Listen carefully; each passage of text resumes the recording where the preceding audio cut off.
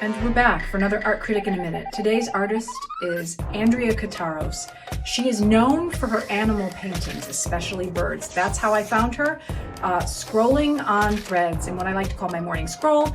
She uses these choppy brush strokes that are very rich, and she'll also make kind of those same choppy brush strokes to create like a sky background or a water, depending on the bird or the animal, which really adds richness to the artwork. It makes it look lifelike, but you can tell it's not a photograph. There's something very ethereal about her birds. So I absolutely love Andrea's work. And if you're a bird lover, a bird owner, it may be someone you want to contact for a pet commission. So Andrea is definitely someone you want to add on your watch list. And until next time, bye for now.